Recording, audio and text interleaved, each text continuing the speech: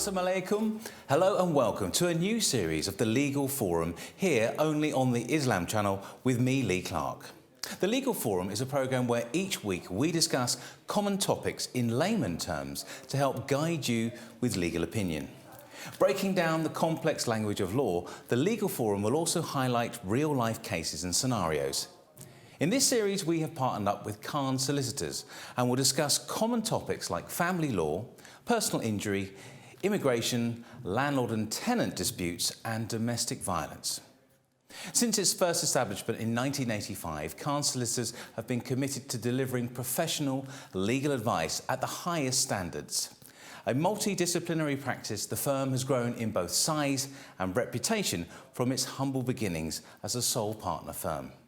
Today, Khan's is not only one of the longest established firms in Essex, Greater London, it also boasts some of the most experienced solicitors.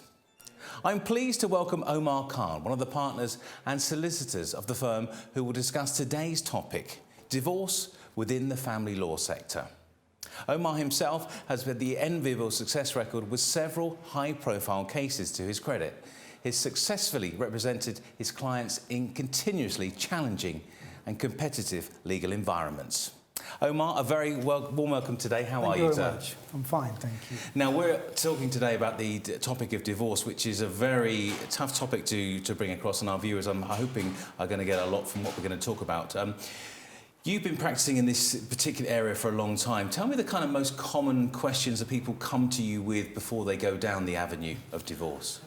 Most people, they have got different kind of problems and issues when they decide really to go that way, that route, which is the last is the divorce. Maybe they have been away for too long and therefore, you know, they haven't given time exactly what they want. So well, I was going to say there are different grounds for divorce, and we'll get into lots of questions that our viewers, I'm sure, will want to know the answers to. But fundamentally, there are around five areas for grounds for divorce. Am I right? Yes. What would they be, and what are they, in fact? Well, the first is adultery. If you know, unfortunately, if the circumstances are such where one of the spouses is committing adultery, so then you know they have to. Obviously, they can't live together. You know, the other partner is very is unbearable, really, if the other partner is having an affair. So therefore, that is one of the reasons. But obviously, you know, we can go into detail later on. But this is one of it. And then, you know, behavior, the most common one. The behavior can take, you know, in this ground, really can come different kind of reasons, you know. But the most important reason is that because of that, those circumstances, it is not possible for the spouse to live with the together, you know. So that is mostly common. And then there are other three reasons, which is the 2 years separation. So if the parties have been, you know, with they've amicably consent, decide, you know, they have lived apart for the last 2 years, and they accept it as well, you know, because the consent is important. The both parties, they agree that yes, of course, we have lived separately, and therefore, I think they think that this relationship is not going to go ahead, and therefore they want a divorce on that ground. The next one is the 2 years desertion. Okay. So the desertion where one of the spouses, he has deserted, nowhere to be seen, nowhere to be found. And therefore one partner, you know, the spouse, they can't just wait forever. There are circumstances maybe, you know, exceptionally, if they were, I don't know, they were abroad, they went for a job or something, that is a different scenario, obviously, because they know where they are. But desertion is, as you know, that, you know, they can't be found. So therefore, after 2 years, if they're not able to find them, then obviously they can file for divorce. And then another is 5 years. And then the 5 years separation as well, exactly as 2 years. But you don't have to have the consent of the other partner. So if you have been separated for 5 years for any reason, and they have no relationship whatsoever, they can file for divorce as well on those grounds. Now, one question I have is that, and you might correct me if I'm wrong here, but legally you have to be married for a year before you can divorce. Why is that the case? Well, historically, I think it's quite a lot of detail about it. But now, obviously, the law says, the Family Matrimonial Act, 1974, that, I'm sorry, 1973, that, you have to have 1 year. If the marriage was consummated and there was no other reason, there are reasons, but you have the bar, so you can't apply for divorce. Even if it was, and it was granted as well, that can be voidable. It won't, exist. It's a very emotional time for people who want to initiate these particular proceedings. Divorce is an emotional part of somebody's life, and Definitely. it's very traumatic. Of course.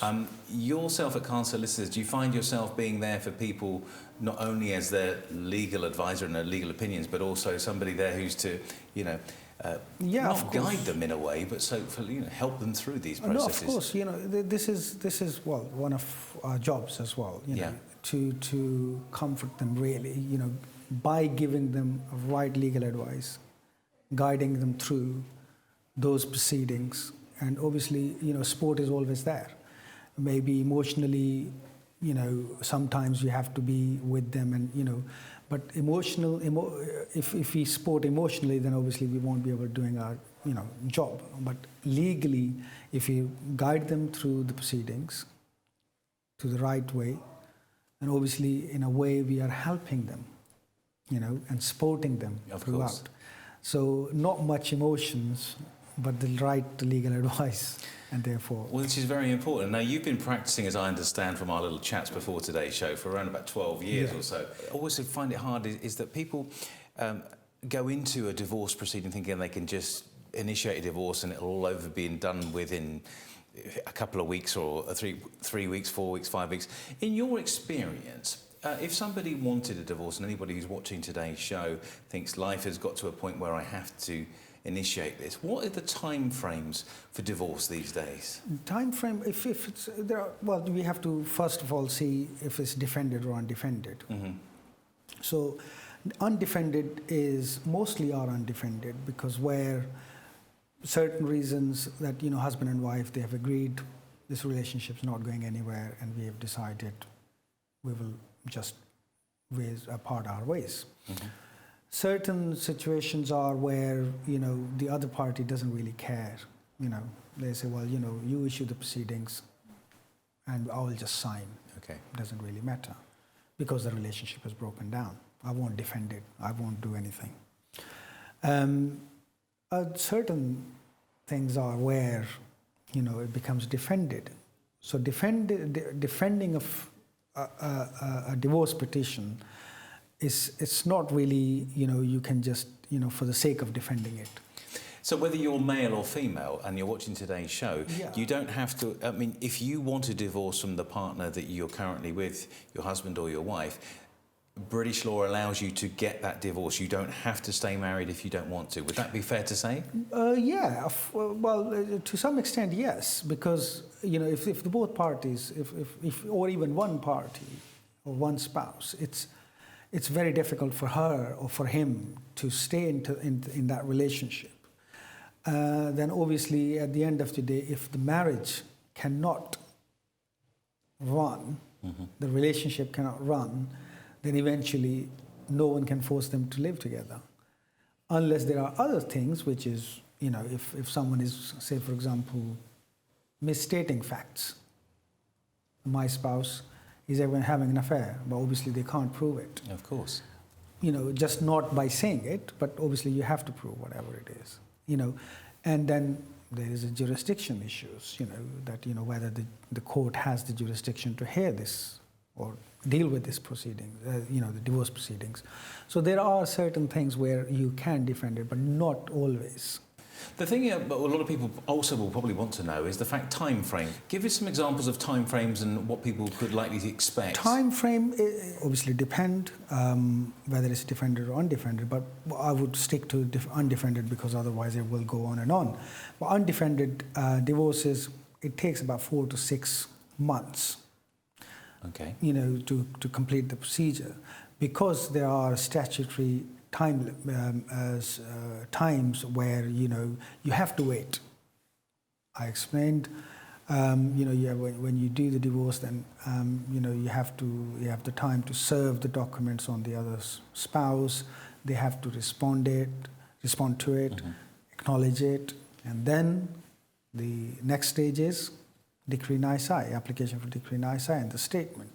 And then once that is done, then decree nisi, there is a time, between the, time, it takes time to get the decree nisi first. And then you have to wait for 6 weeks and 1 day after you can apply for decree absolute. So, it more or less takes time, about 4 to 6 months, which in my experience is the. Do you find there is a particular category, a genre, so somebody, an age group? Do you find it more nowadays that it's equally women and men who are coming for divorces? Is there a stereotypical band that people who are getting divorced come in? Maybe, well, in my personal opinion, I don't know what your experience would be. Younger generation, where I think it used to be an institution. The marriage was, supposed to be an institution where children and a family unit and all that. But nowadays, I think it has lost that importance. People, first of all, they don't want to get married, and if they do, then the sanctity of that institution, they don't have that importance in their mind. Well, if we live together, otherwise just, we go, our own ways. Our separate ways. Separate ways. So this is one thing which I have noticed, that they don't have that importance at heart of that institution. And therefore, I think they will say, well, one day, sorry, if you can't live together, if we can't live together, then we go our separate ways. So we will live our lives. It's a good thing as well. Of course, I think, if somebody comes out of that relationship in a better way for themselves. In a better way, that's right. Rather than that can only be acrimoniously, they just go on and they start. Not very good for your health or your life. Exactly, that's right. So it's a good thing in a way, but sometimes what I feel is that they should try a bit harder. Now, from a legal aspect, anybody again who's interested in going down this particular avenue for divorce, if they've been married abroad, now I know we talked about this between you and I before we filmed the show today, how does it work under British law? Because divorce that you practice in obviously is based on British law. That's right. So if a couple, say, were married in Pakistan or India or somewhere else other than the UK, how can they get divorced here in the UK? Right. And can they do it? Yeah, of course. We are obviously, so loads of immigrants. UK is obviously multicultural now. So many people from different countries, they've migrated.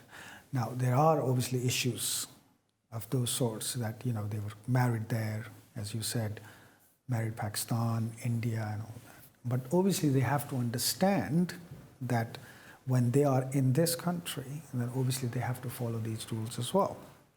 So for example, if one is married in Pakistan, that marriage, as long as that marriage has been under the law of that country, wherever registered, wherever in any country. So as long as that has been conducted under the law of that country, that will be a legal marriage, legally recognized marriage. And then if they move to the UK, either one party or the other or together, then that will be recognised by the UK as well. And so, if they went back to the country where they were married, and they had a divorce here in the UK, it would be recognised as a divorce in that particular country as well. It depends on that country's laws. If they recognise it or not. But in order to be recognised, or that divorce to be recognised, you have to have it here under this English law. So I would just go ahead with whatever I was saying, that they would be looking, because they are living as husband and wife in this country. Then if they want to do a divorce, then they come under the jurisdiction of the UK laws. Well, at least England and Wales, where they will have to get a divorce here. If they want to, and sometimes it happens that people say, well, we never married here, we never registered our marriage here, so we will just get the divorce where we got married. Well, there are rules as well. If both parties are in the same jurisdiction again, in this case, say, for example, Pakistan or India, so they will have to go back, both of them, if they want to divorce, and that at the time of the divorce, a pronouncement of decree absolute, both parties have to be there as well. Okay. And they have to complete the whole process in that country for that divorce to be recognized by the UK.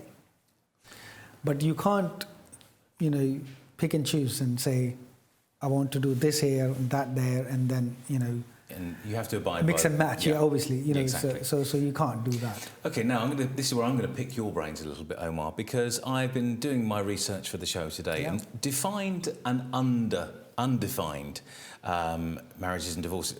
Tell me a little bit about those sort of categories, because I wasn't clear what those two references meant. Defended or undefended? Oh, sorry, defended, undefended. Yes, sorry, right. Defended and undefended. No, that's fine. So defended, undefended I will start with. Undefended is, as I said, undefended divorce. Mostly they are undefended divorces. Mm-hmm. Okay. Where mostly people are more or less agreeing that we can't live together. Maybe there are other issues which they will be fighting on or disagreeing on, separation of finances, distribution of those, who is going to keep the children, how long is they going to keep the children. Those are the other issues which obviously they will be fighting. But mostly divorces are not really defended. Okay. So in my experience obviously as well, that they will be fighting on other things, but undefended divorces, that they will agree on it. If one issues the petition, the other one agrees on it, yes. Or, although I don't agree with the allegations, but I still agree that our relationship has broken down irretrievably. So that is the case. Defended one. So on the other hand, the defended one are very less. But where you have the reason to believe that the petition is not right, it is wrong, the facts are wrong, the ground is wrong, jurisdiction is not there of the court to hear this, or the allegations are such which incriminate the other party or something for they have not even done. So where you can say, well, it is assassination of my character, one of those things where come on, you can't put those allegations unfounded, yes, baseless. So therefore you can go to that stage where say, well, enough is enough. Either you amend the petition, take out those issues, or I will just defend. The thing is that a lot of people could help themselves, as I understand, before a divorce goes through. What's the kind of things that people could help themselves sort out before they take what could be costly, expensive legal advice? Is there a way that people could help themselves before they come to see you at Khan Solicitors and say, right, we decided amongst ourselves that this is amicable? Is there like a little checklist that people could go through to help? Well, nowadays, obviously, all the information is available online.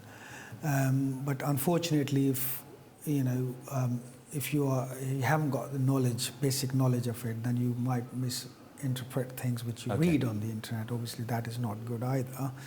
But the best thing would be, if you decide something like this, then seek legal advice straight away, rather than asking other people's opinions and get your knowledge, whatever you have, a basic knowledge, get twisted as well. Well, this is the thing where, as we said earlier on, about family. Although family have the best intention in the world, and I certainly know my family do, and I'm sure your family do, but sometimes family advice may not always be the right advice and the correct advice as well. That's right. So legal advice is the best. You must seek legal advice. Okay. And find out what your rights are, how you can do it, on what grounds you want to do them. It's not as simple and straightforward that reading on the internet and making up your mind and just starting the proceedings, because the proceedings you might be looking at to be done quickly, but then it might take years if you get something wrong in there. So the key thing is that you get everything right, and you get right advice. Therefore, you get your divorce sorted as quickly as possible. Right, in just a couple of minutes, because we're nearly running to the end of this show, Omar, cost. Is there a price bracket or a range that people would likely to spend for a divorce? Yes, of course. The cost, the court, there is a court fee as well.